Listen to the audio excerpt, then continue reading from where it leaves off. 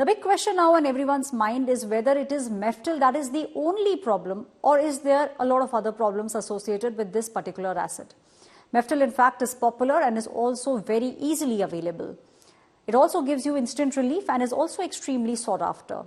The big question now is overdosing of this medicine the actual problem, which is why this alert has now been given. Now, if you want to take this medicine, at least give a gap of 8 to 12 hours. That is the minimum that you need to do. And only take it after you have consulted your doctor. If you're not doing so, then there are high chances that in the long run, you could have some complications.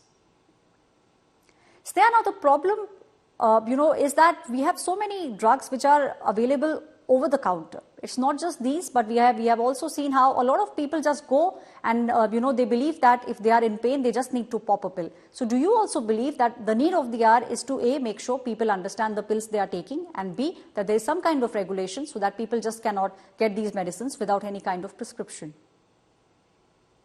Well, if you pick any medicine, not just Meftal spas, there are side effects and adverse reactions that are actually listed and are associated with the use of many of these medicines. Probable side effects, sometimes even rare.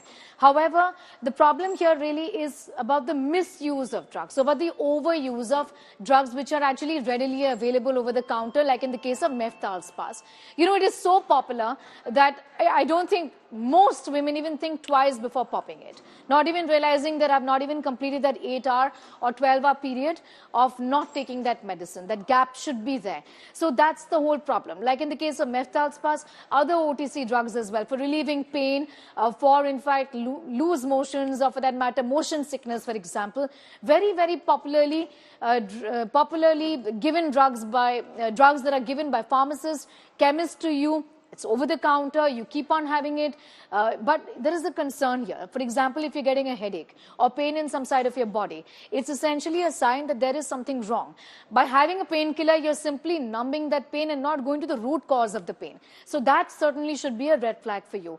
The other huge concern has got to do with the fact that there is massive amount of bacterial or antibiotics resistance. That is in fact a huge concern, given that people are having antibiotics indiscriminately. I mean, doctors are giving you antibiotics when it's not really required. Pharmacists are giving you antibiotics, and that's a huge concern because eventually it leads to resistance, which means that when you actually require an antibiotic to deal with a bacterial infection and you consume it, it's not going to work. And that really is an area of concern as well.